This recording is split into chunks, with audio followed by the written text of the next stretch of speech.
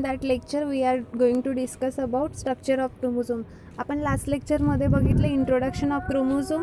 Chromosome म्हणजे काय होत असते, कुठल्या ऑर्गॅनिझममध्ये किती प्रेझेंट असते, क्रोमोझोम कशाने स्टेन केल्या जाते, कुठली डाय यूज केल्या जाते क्रोमोझोम स्टेन करायसाठी, आणि नंबर काय असतो, डिप्लॉइड कुठे असते, हॅप्लॉइड कुठे असते. तर आता यामध्ये बघूया स्ट्रक्चर ऑफ क्रोमोझोम म्हणजे क्रोमोझोमचं स्ट्रक्चर कसं असते. The structure of chromosome is not definite. तर क्रोमोझोमचं जे स्ट्रक्चर आहे ते काय आहे, डेफिनाईट नाही आहे. It is variable at the different stages of chromonema cycle. जे डिव्हिजन आहे ते वेगवेगळ्या स्टेप्समध्ये होत असते, म्हणजे प्रोफेज, ॲनाफेज, मेटाफेज, टीलोफेज अशा पद्धतीने होत असते. तर त्या हर एक स्टेजेसमध्ये जे क्रोमोझोमचं स्ट्रक्चर आहे ते वेगवेगळं असते. म्हणून इथे म्हटलं it is variable at the different stages of chromonema cycle. Then the metaphase chromosome is usually an elongated body and divided into pellicle, matrix and chromonematter. जे मेटाफेज क्रोमोझोम आहे म्हणजे एक फेज आहे क्रोमोझोमची, जसं प्रोफेज, फर्स्ट फेज.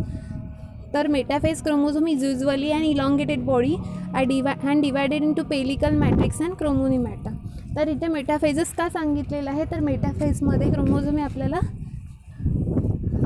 व्यवस्थित दिसतात आणि आपल्याला जर स्टडी करायचा आहे क्रोमोझोमवर तर फक्त मेटाफेज या स्टेजमध्येच आपण त्याचा स्टडी करू शकतो.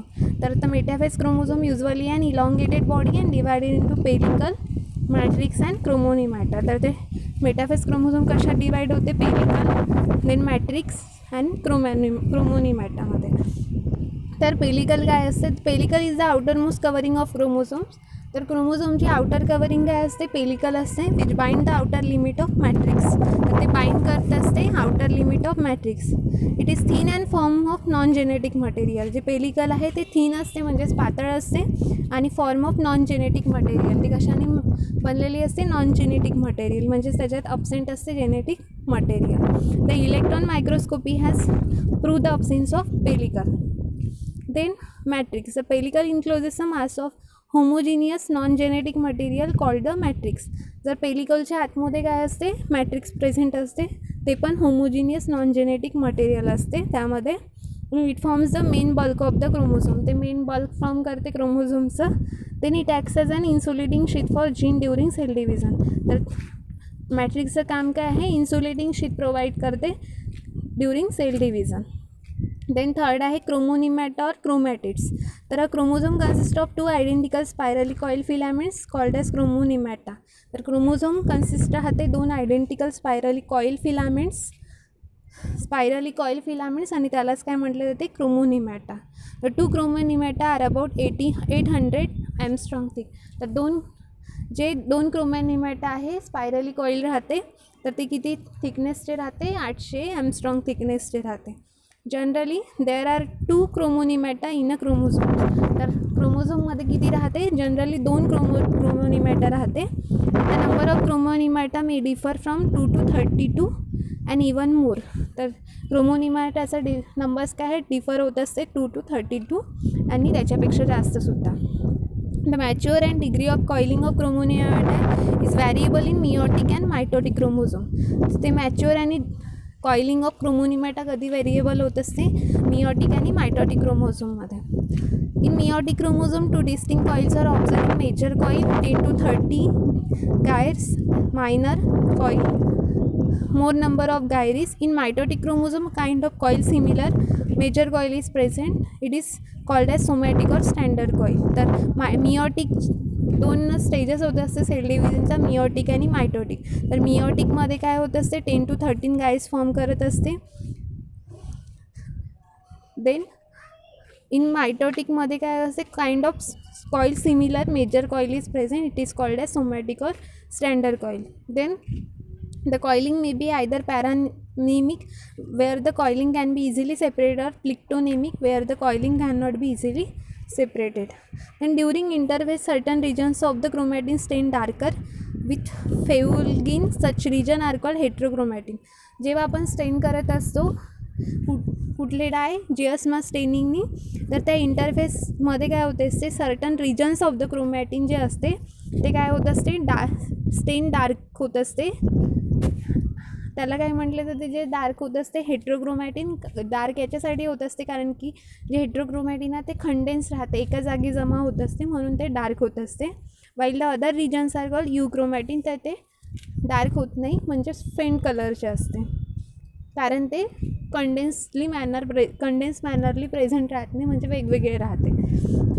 Chromosome has a centromere, secondary constriction, nucleolar organizer, telomere and satellite. तर क्रोमोझोममध्ये काय काय राहते, सेंट्रोमियर राहते, then secondary constriction, nucleolar organizer, telomere and satellite. तर हे आपल्या डायग्राममध्ये दिलेलं आहे. याच्यामध्ये दिलेलं आहे टीलोमियर प्रेझेंट आहे टॉपमध्ये, देन सेकंडरी कन्स्ट्रिक्शन्समध्ये तिथे ब्रेकसारखं झालेलं आहे, देन क्रोमोमियर्स इथे प्रायमरी कन्स्ट्रिक्शन, सेंट्रोमियर दाखवलेलं आहे, लास्ट याच्यामध्ये सॅटेलाइट दाखवलेलं आहे.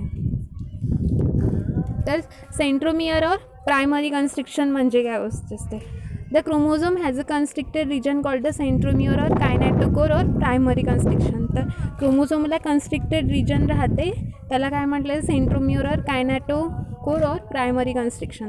It provides attachment to the spindle fibres during cell division. तर ते सेंट्रोमियर कशाचं काम करत असते, अटॅचमेंट, जेव्हा इट प्रोव्हाइड्स अटॅचमेंट म्हणजे जोडण्यासाठी काम करत असते स्पिंडल फायबर्सला ड्युरिंग सेल डिव्हिजनमध्ये. It determines the shape of chromosome, आणि तो काय डिटरमाइन करतो, shape of chromosomes. The position of centromere is constant for particular chromosome. ते सेंट्रोमियरची पोझिशन आहे ते कॉन्स्टंट राहते कुठल्या क्रोमोझोमसाठी, पर्टिक्युलर क्रोमोझोमला. The structure and function of centromere is different from the rest of the chromosome, and during cell division the centromere is functional while the rest of the chromosome is genetically inactive. जेव्हा sale division होत असते तर centromere हा functionally active राहत असते, म्हणजे क्रोमोझोमच्या कुठल्या रिजनमध्ये सेंट्रोमियर प्रेझेंट आहे याच्यावरून त्या क्रोमोझोमचं म्हणजे ॲक्रोसेंट्रिक असं ॲक्रोसेंट्रिक, टिलोसेंट्रिक अशा पद्धतीने त्या क्रोमोझोमला नाव देण्यात येत असते, आणि बाकीचा जो पोर्शन आहे क्रोमोझोमचा तो जेनेटिकली इनॲक्टिव्ह राहत असते. The number and position of centromere vary in different chromosomes. तर नंबर अँड पोझिशन जे राहते सेंट्रोमियरची ती काय असते, डिफरंट असते डिफरंट क्रोमोझोममध्ये. Depending upon the number of centromere the chromosome are classified as follows. तर नंबरनुसार त्याची काय क्लासिफिकेशन आहे क्रोमोझोमचं, जे मी आधीच तुम्हाला म्हटलं आहे, ॲक्रोसेंट्रिक, मोनोसेंट्रिक, डायसेंट्रिक, पॉलिसेंट्रिक. तर ॲक्रो म्हणजे क्रोमोझोम विदाऊट सेंट्रोमियर, ज्या क्रोमोझोममध्ये सेंट्रोमियर राहत नाही ते ॲक्रोसेंट्रिक. देन मोनोसेंट्रिक म्हणजेच 1 सेंट्रोमियर प्रेझेंट राहते. देन डायसेंट्रिकमध्ये क्रोमोझोम विथ 2 सेंट्रोमियर्स, आणि पॉलिसेंट्रिक म्हणजे ते 2पेक्षा जास्त सेंट्रोमियर प्रेझेंट असेल तर तो झाला पॉलिसेंट्रिक. Then secondary constriction. In addition to primary constriction or centromere, the arms of chromosome may show one or more secondary constrictions.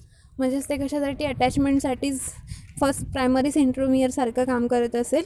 This construction are different from nucleolar organizer. Then the location of secondary constriction too is constant for particular chromosome and therefore useful for identification of chromosome. तर हे particular क्रोमोझोममध्येच असते जे secondary constriction राहते, आणि त्याच्यामुळेच ते chromosome आपण easily observe करू शकतो.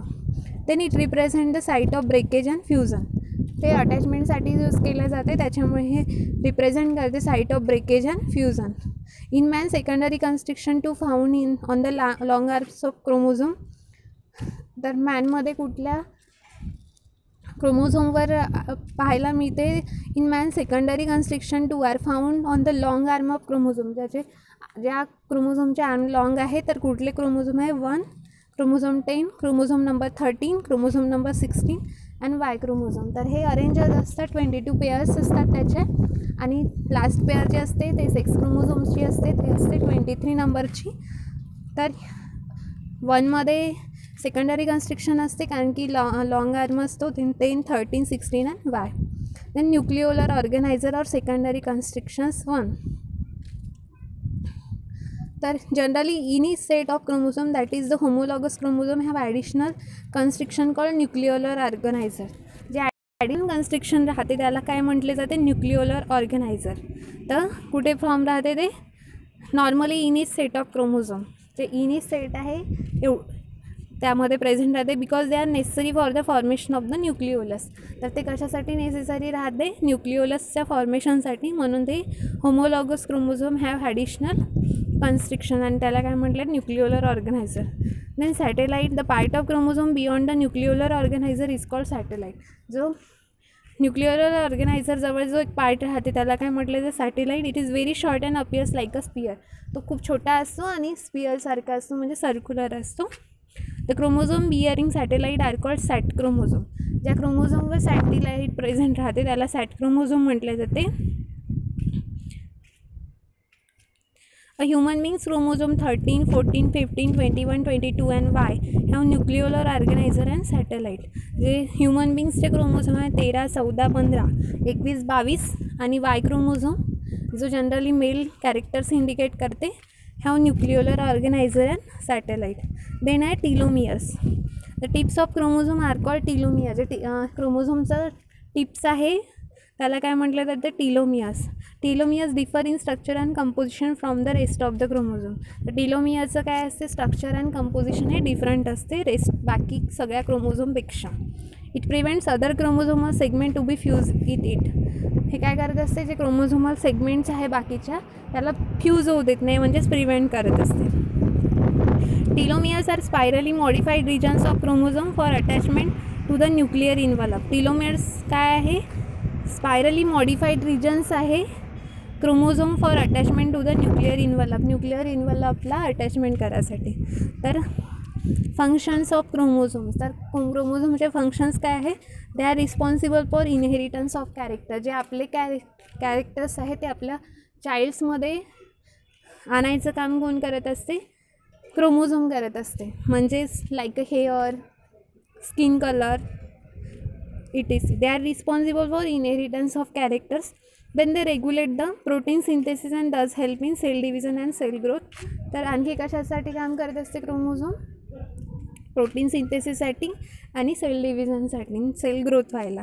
दे control cell metabolism by direct the synthesis of enzymes. Cell metabolism करत असते chromosome direct synthesis of enzymes. Then sex chromosome are essentially for determination of sex. जे सेक्स क्रोमोझोम राहते एक्स आणि XY, तर ते काय डिटरमाइन करते, जेंडर मेल आहे की फिमेल आहे. Then chromosomes take part in formation of nucleolus. Nucleolus formation करायचं काम कोण, क्रोमोझोम करत असते. Then chromosomes control physiology of organism through genes which they carry. Genes carry करत आहे क्रोमोझोम, त्यावरून त्या व्यक्तीची फिजिओलॉजी माहिती पडत असते. Then changes in the position, number and the structure of chromosome lead to the formation of new species. जर त्यांच्या पोझिशन, नंबर आणि स्ट्रक्चरमध्ये जर चेंजेस झाले क्रोमोझोमच्या, तर न्यू स्पीसीज फॉर्म होत असते किंवा कुठले सिम्टम्स